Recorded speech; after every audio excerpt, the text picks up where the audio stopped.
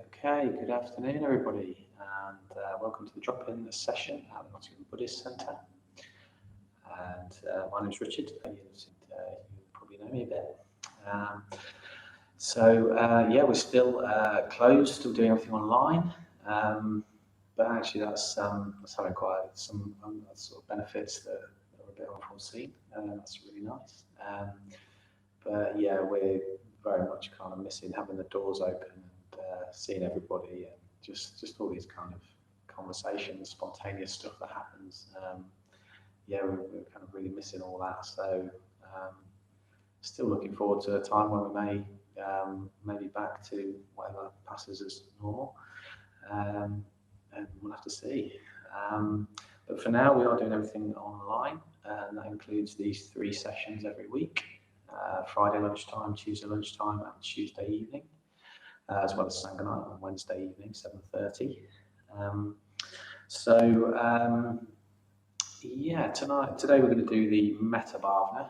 So I think it's quite an important one to be doing, even more important than normal.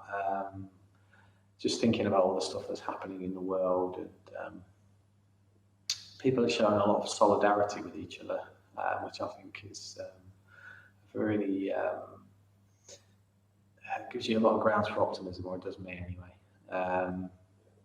You see people suffering and even dying, and people's response is to kind of rise up in this sense of solidarity and unity and hope, really, I guess you could call it. So there's something there that's really challenging this kind of, it's challenging greed, hatred and delusion, really. And that's really what the Metta Bhavana is all about. We may as well make a start almost exactly 1 o'clock. So my name is Richard. You'll have no doubt seen me around, and I'm doing a couple of these a week for the foreseeable future. So this week's going to be the Metta Bhavana. Just say a little bit about posture and so on before we start, and then we can have a chat about meditation. We run on what's called dana, as I'm sure a lot of you know. Dana just means generosity, and we are entirely reliant on the money that we receive from the people who come to our classes and do these kind of drop-ins and all that sort of stuff. It's very, very appreciative of everything that you can give us, really, no matter how small it is. It all really counts. Along with most other organisations, our income stream has become chaotic or dwindling, and we're still not entirely sure how it's going to play out. So your generosity is even more important in these days. So if you do want to make a donation today, you can have a look in the description down below, and there should be a link there. If there isn't, just go to the website and there's a donate button there. And if you can gift aid it, if you're a UK taxpayer and you want to do that, then just follow the instructions there, and that really helps us as well. It just allows us to get a little bit of money back in a bit of a tax break, because we are a charity, and that makes a huge difference to us. It's not a huge amount of money overall, but for us that makes a big difference. We'll get stuck into the meditation, really. The first thing I'll say is about posture. I'm sure you're all in quite widely different postures at the moment. Just try to make yourself as comfortable as you can in a way that's going to relax you, but it won't also make you feel drowsy or tired. It's okay to lie down if that's what you want to do, but one thing that I find happens when I lie down is that my body goes into we're falling asleep mode. My eyes are closed, I'm lying down, let's go to sleep. So that's kind of not really what you're looking for in meditation. So it's better to be upright if you can be, because that gives you that combination of relaxation and alertness, which is crucial, really. So if you are in an upright posture like myself, just try to make sure that your lower back is in a kind of a relaxed and upright and supported kind of a place. So if you're in, say, an armchair or an ordinary sort of dining chair type chair, just maybe get a cushion and put it on your lower back. everything, as they say in chairs, everything comes from the lower back, your whole posture. Hello Catherine, hello Sylvia. Yeah, just try to allow your body to support itself. We'll do a body scan as well though, so that before we start meditation, that will help us just to tune into how we're feeling in terms of tension in the body, whether we're a bit sort of unrelaxed, and it will just help us to kind of soften our bodies and get us ready as a physical experience to meditate. So today is going to be the Metta Bhavana. Metta means loving kindness, Bhavana means to cultivate. So we're going to be cultivating our positive emotions. So there's quite a lot that could be said about that. But one thing that I just wanted to talk about really was the first precept, which in the Buddhist world, with deeds of loving kindness, I purify my body. And what that means really is that the more you act from kindness, the more that plays out in the world. It's an action, it's an activity that has consequences. So you could look at that in terms of karma. Karma just means action in the ethical sense. And what that means when you start to cultivate loving positivity, that is going to have an effect. It will have an effect on your inner world, maybe your physical sensations, your bodily sensations, but it will also have an effect on the way that you are in the world more broadly. And that's extremely important, and also it may not actually be that obvious sometimes. I still have moments where I think I've interacted with people and thought, yeah, maybe that's because I do this meditation that went that certain way. Whereas in the past it may not have been so good. So the Metta Bhavana is a good meditation to use when you're sort of checking what the rest of your life is lining up like in some ways. So we're working from that precept, from deeds of loving kindness. And what that's really challenging is this sort of these three things that the Buddha saw as driving the world around: greed, hatred, and delusion. They drive samsara, as it's called. And when you look around, there's an awful lot of this kind of, we see that I tend to be quite disturbed by sort of hateful stuff around, and I think, well, actually, yeah, I'm doing this meditation, I'm acting on that, on the karma that's created. So I've changed as a person doing that. And in some ways, that takes away a little sense of powerlessness when you see these large sort of forces at work in society and so on. You can think, well, I don't have to do that. I can do something else. I can do something more meaningful with my life. So one thing that's very interesting about meditation is that in some ways we think we conceptualize the world and roughly we've got a handle on it. But actually a lot of the time our views about the world are informed by our emotions. For an angry person or something like that, we'll mostly be tuned into that in the world that we inhabit. Whereas if we're a kind and tolerant and generous person, that will have a certain effect in the world as well.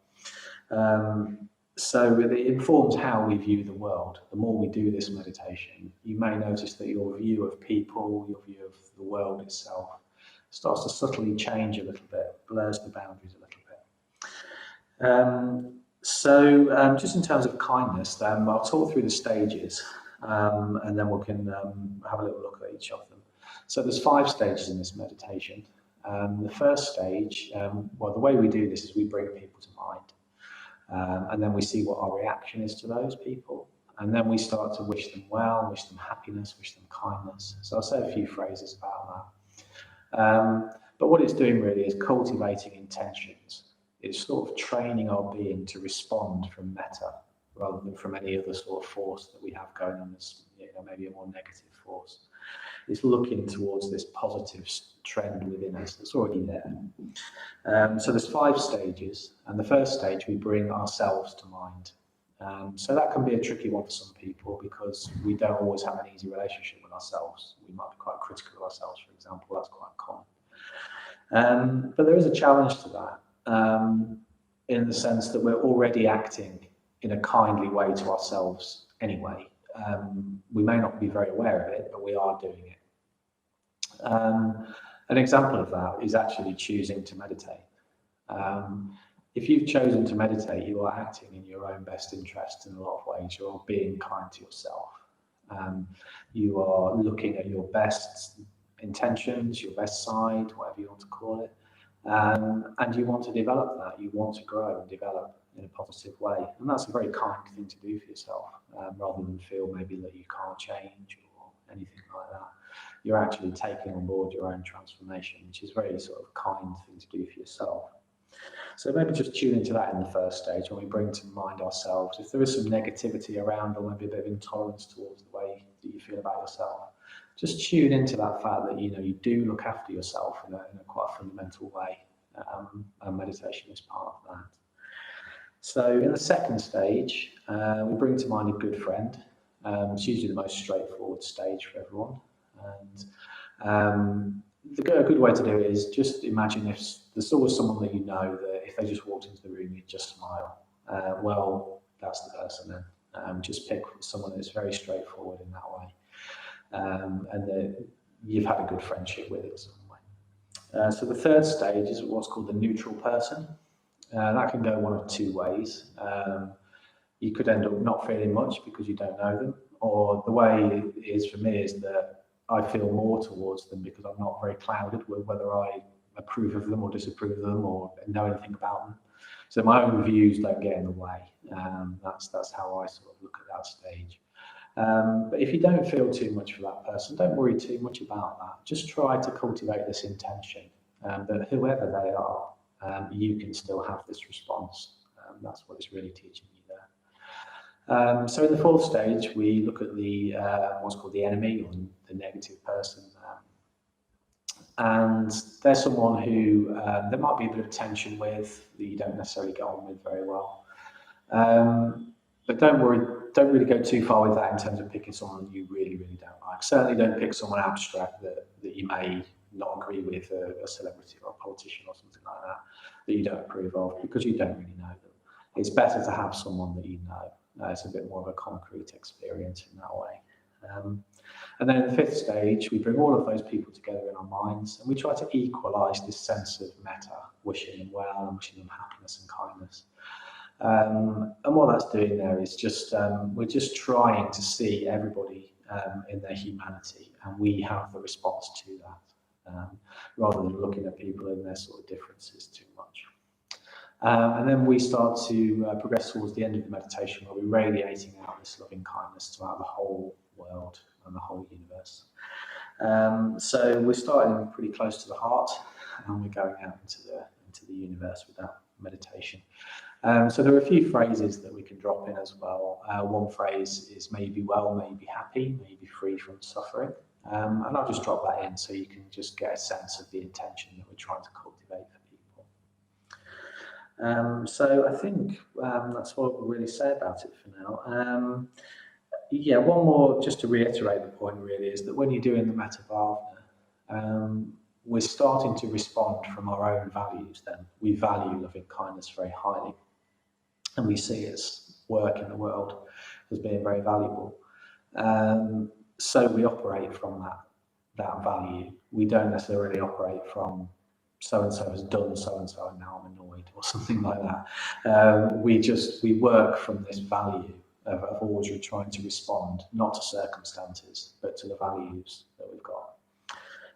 So that's a very important way of solidifying these values, is to cultivate this metta in this meditation. So yeah, I won't say too much more. We'll start with a body scan and then we'll go straight into the meditation itself. So if you're feeling comfortable and you're in a good posture, you think it's going to be sustainable for around about half an hour or so, then you can just gently close your eyes.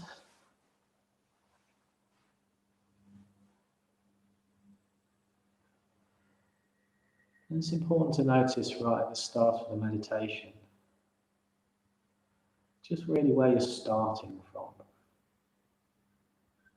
You're working with the same body, the same feelings, the same mind that's been doing everything else throughout the day, throughout your whole life. So just notice where you're starting from. How does your body feel? What's the feeling tone?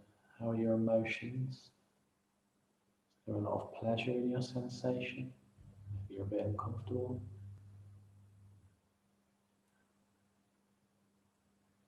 And also, just your mental state. Is there a lot of chatter?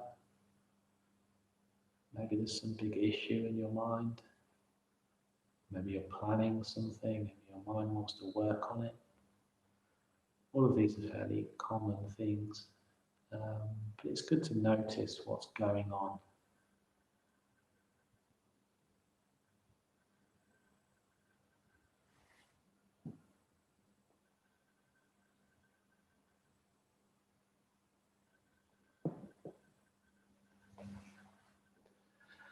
So we can start by just tuning into our bodily sensations.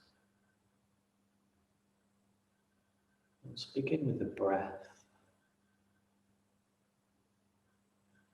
A very traditional object of the meditation. Just feel its rhythm, feel its quality.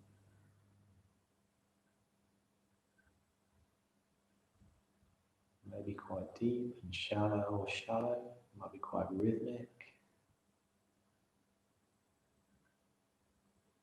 It may have a certain quality to it. So just tune into that rhythm. When you do that, you may notice that the breath is making some quite subtle changes in the body all the time as you breathe in and out. You may feel the pressure on your sitting bones changing. You may feel your back and your abdomen expanding with the breath.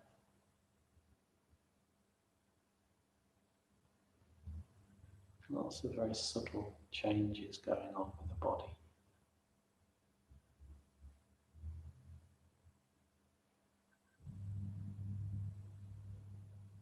So we begin by directing awareness into our hands. And just bringing a sense of softness and relaxation. Just allowing the hands to rest open. If you feel any sense of gripping or tension there, just try to release that, soften the muscles. Just tune into that sensation of being relaxed, sensing any pleasure from that sensation.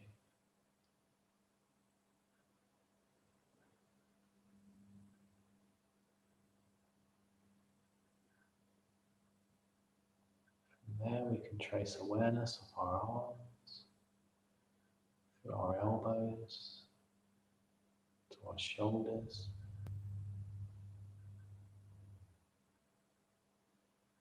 and across our shoulders, shoulder blades, around the collarbones, and around the rib cage. Just noticing any internal sensations, any sensations in the muscles.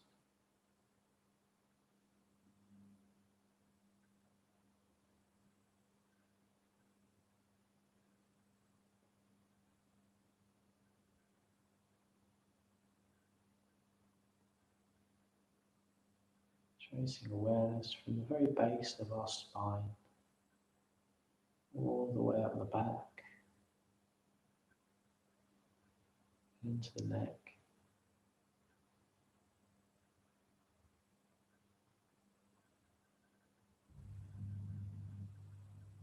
Just get a sense of the head resting on the neck, just finding its own posture, finding its own place.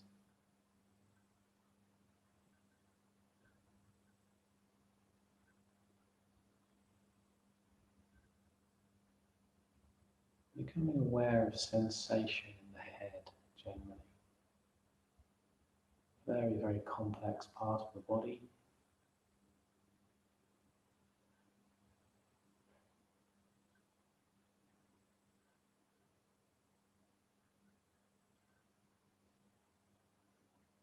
Just try to bring a sense of softness and relaxation to your eyes, your eyebrows and forehead. Around your mouth, the lips, the jawline, and the tongue. Just allowing this whole part of the body to just relax and soften.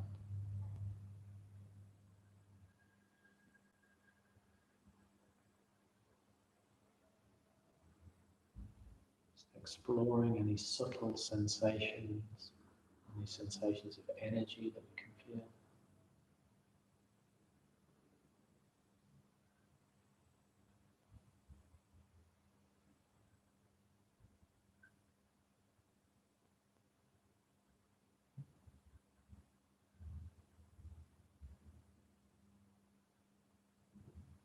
Now tracing awareness back down our spine,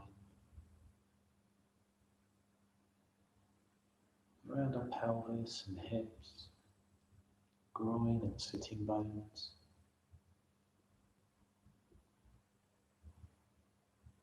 and then down the muscles of the upper legs, into the knee. Again, if we find any tension in the muscles, just try to bring a sense of softness and relaxation to that part of the body.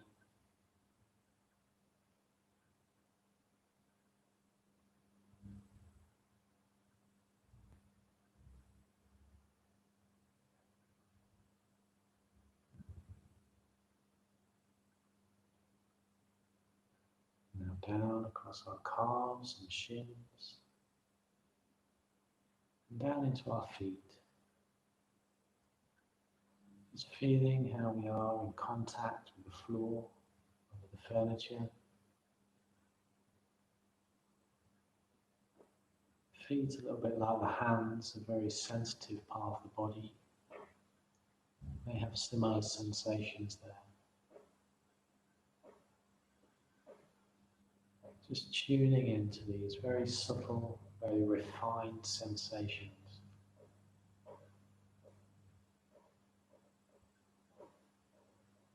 Just examining our interior world.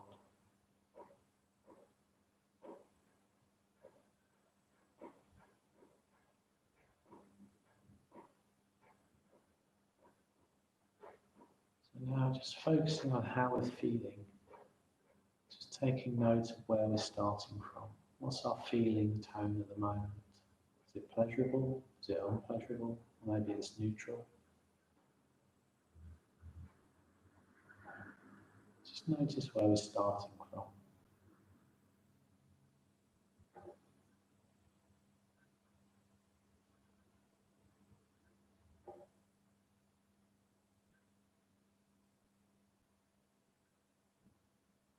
So in the first stage, we bring ourselves to mind.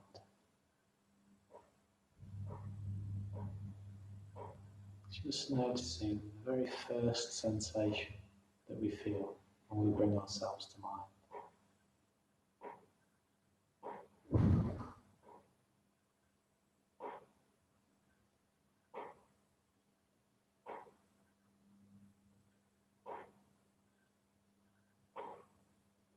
Whatever it is that we find there, we can resolve to bring an intention to that. An intention to be kind, to be tolerant, to wish ourselves well. May I be well, may I be happy, may I be free from suffering.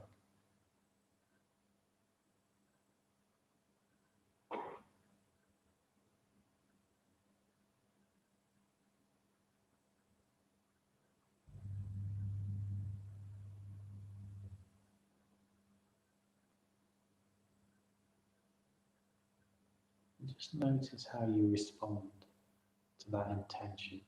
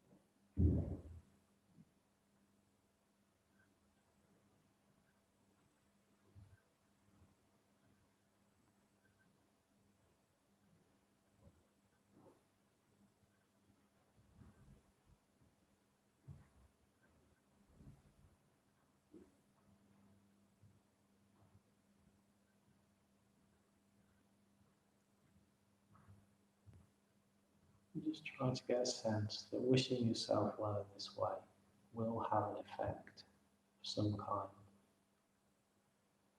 May not be immediately obvious, but over time, cultivating this intention is a way of changing our being, a way of transforming our responses, transforming ourselves.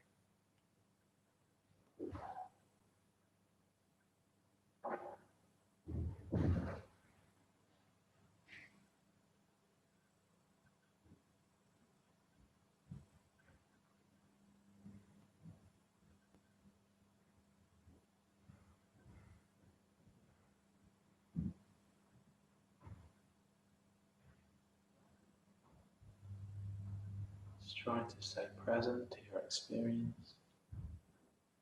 If you find yourself becoming distracted, just come back to the body, come back to the sensation of breathing.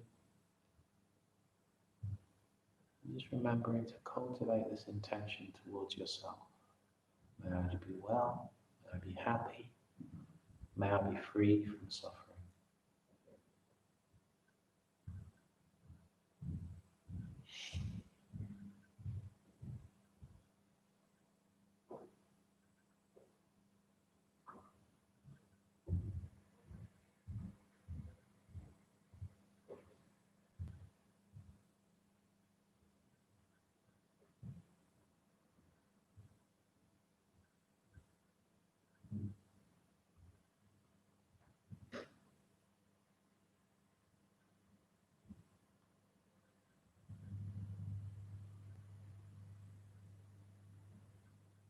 If you do find a positive response to yourself, some sort of pleasure is provoked by that intention, just try to stay with that sensation, explore that.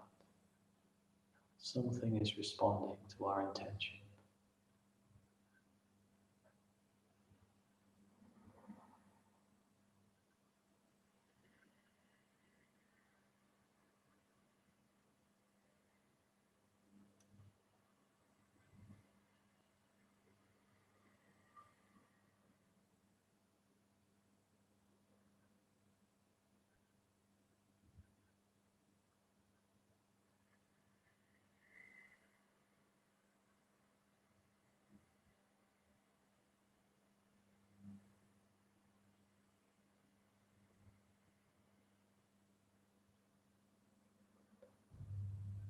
So now in the second stage, we bring to mind a good friend.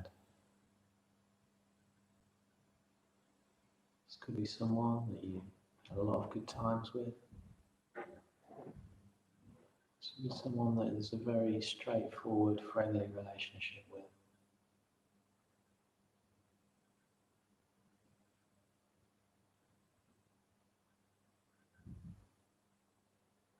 And again, just tune in to that very first sensation. What happens when you bring this person to mind?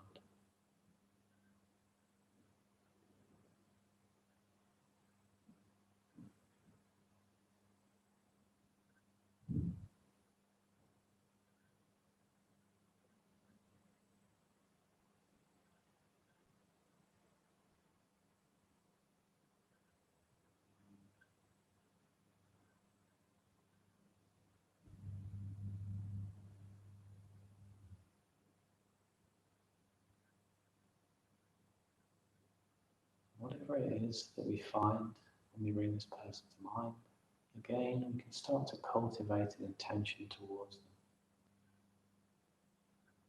May they be well, may they be happy, may they be free from suffering.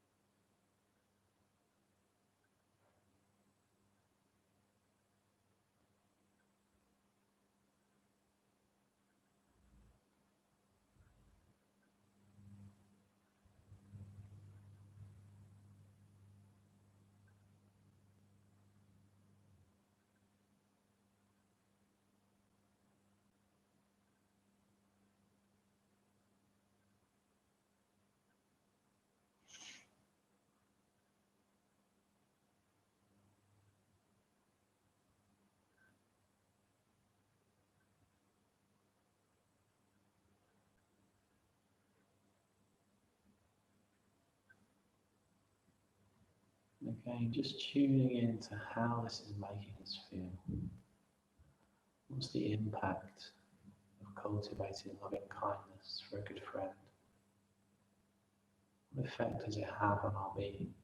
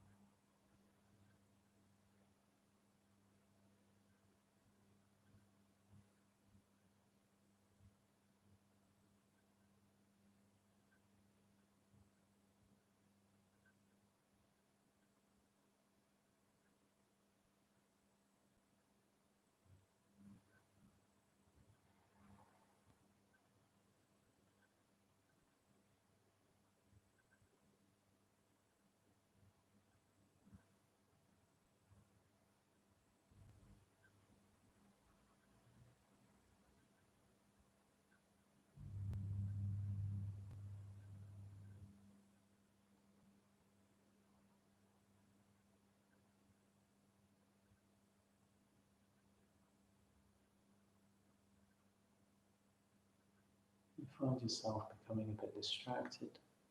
Just come back to the body, back to the breath.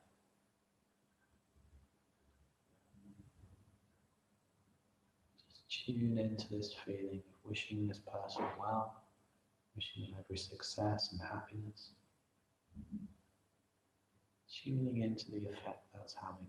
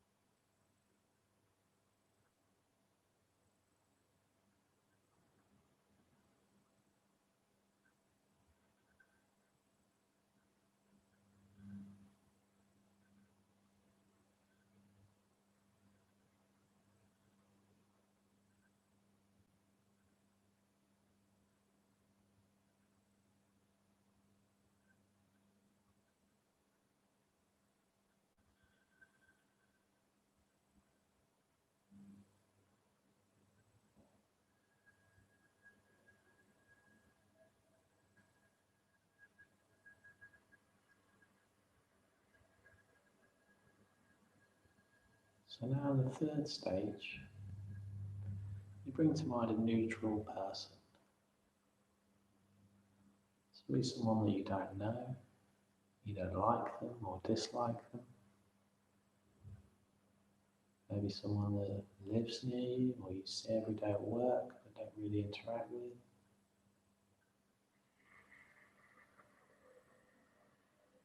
You don't know them, but you can get a good sense of them.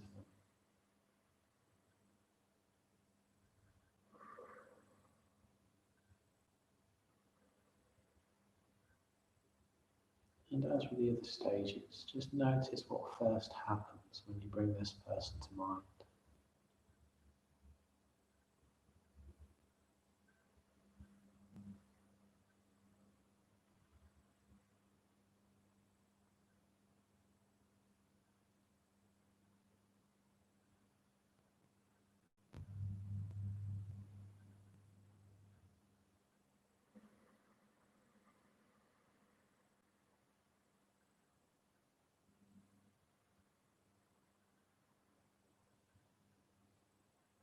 It may be that you don't feel that much, you can't really relate.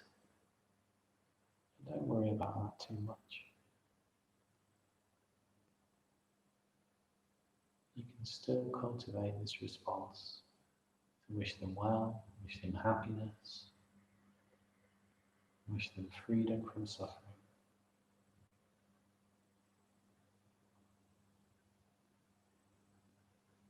It may be that because you don't know them, you find it easier to connect with them as a person.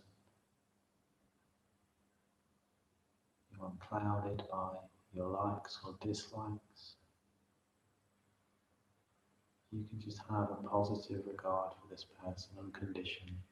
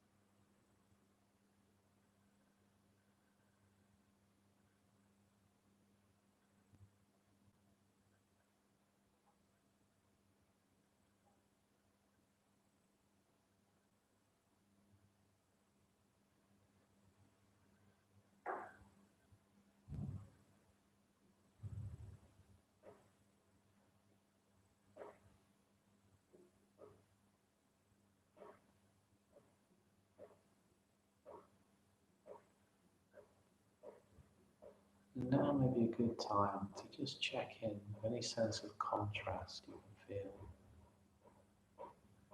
How you felt when you first started to meditate, how you're feeling now. Has there been some sort of shift as a result of doing this practice?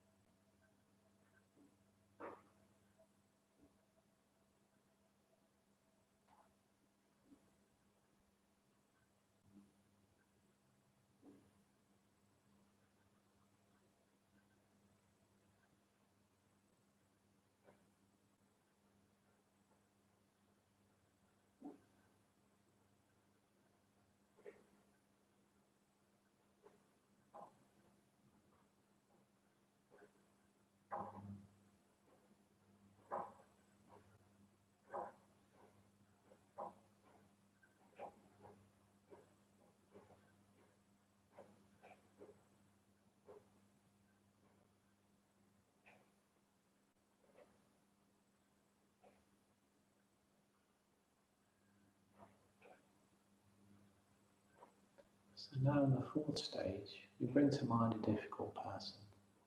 It shouldn't be someone that you've had a very long-standing, deep hostility to. Just choose someone who there is some tension with, maybe some negativity around. And what we're going to do in this stage is just tune into this intention, regardless of the circumstances. It may be that the circumstances with this person generates a lot of negativity. But the value that we place on loving kindness, we can meet it with that value.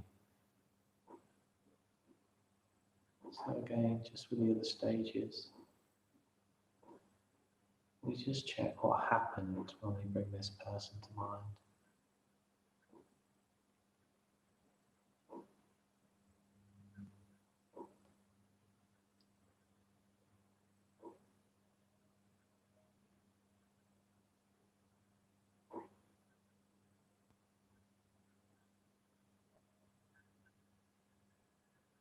And again, whatever it is that we found, we can respond with loving kindness because we choose to do so.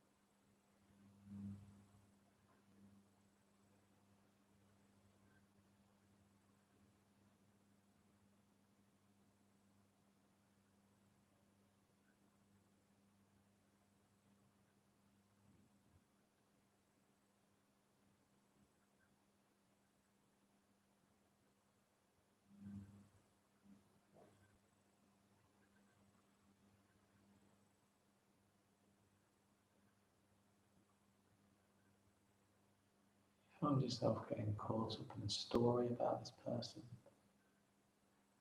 Just come back to the body, back to how we're feeling. Simplify and clarify the process. This person exists in our experience. We choose to meet them with kindness.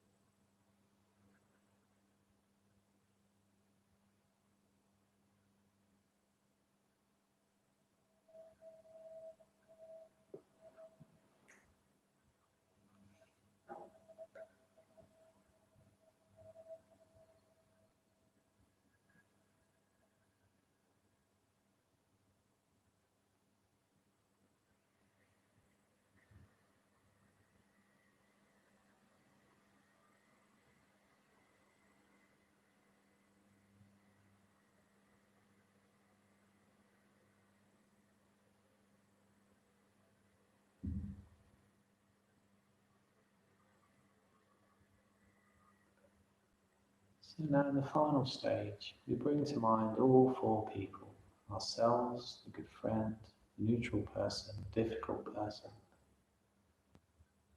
We bring all of those people together in our minds, and we wish them well, regardless of any differences between them or similarities between them.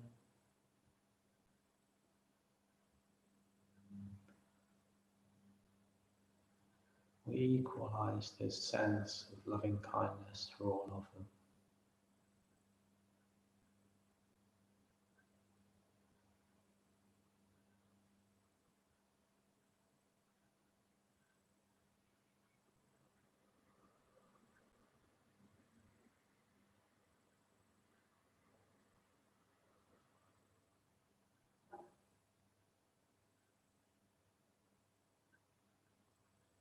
Just taking this sense of metta away from something more personal, expanding it further and further. So having equalized our sense of metta for all four people, we start to expand this sensation, this feeling out into the world, cultivating an intention for all beings to be well, all beings to be happy, and all beings to be free from suffering.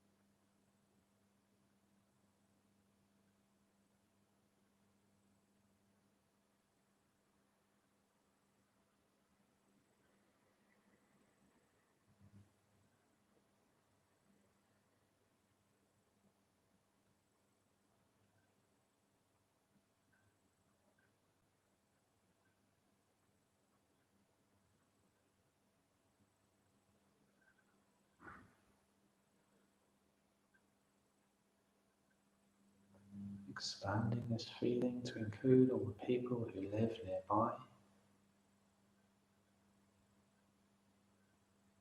Some people you may know, most people you probably don't.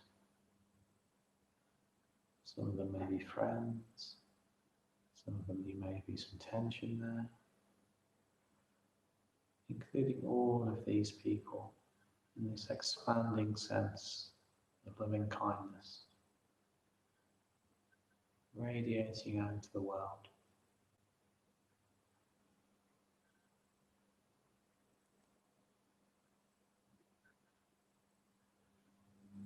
Radiating around the world to include all women, all men,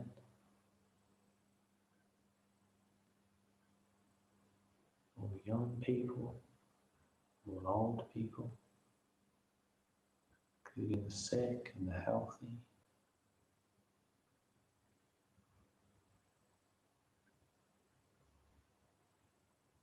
May all beings be well, may all beings be happy, may all beings be free from suffering.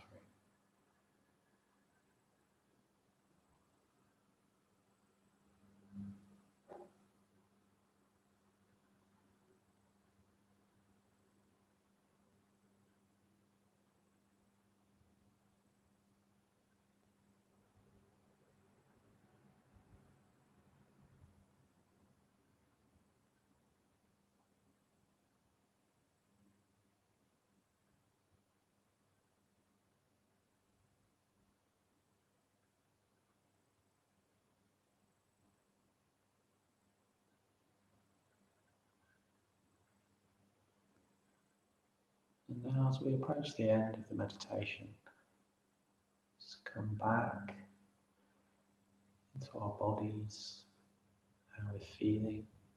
Just notice any difference in how we're feeling from when we first started to meditate. Tuning into the body, into the breath,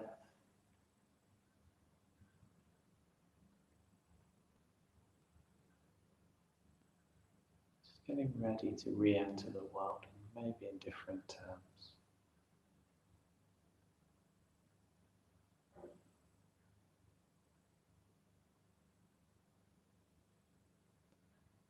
And then when you're ready, just gently open your eyes, bring the meditation to a close.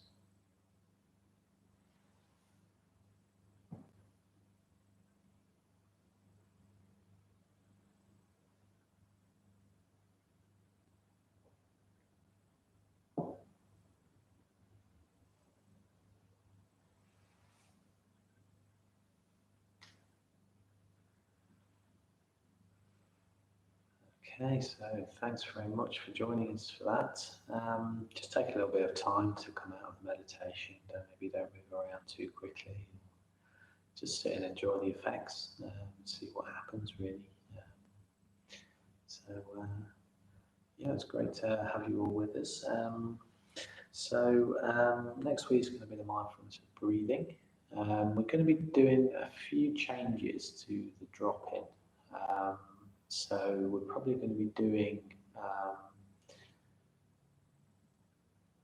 something maybe a bit more detailed, and there'll be a bit more publicity around all this stuff as well. So there'll be, I think the class will be progressing in some way, which is going to be really exciting. Yeah, the next drop-in will be Tuesday lunchtime, 1 o'clock. I believe that's with Gareth. So thanks very much for joining us, and I hope to see you next week. Have a good weekend.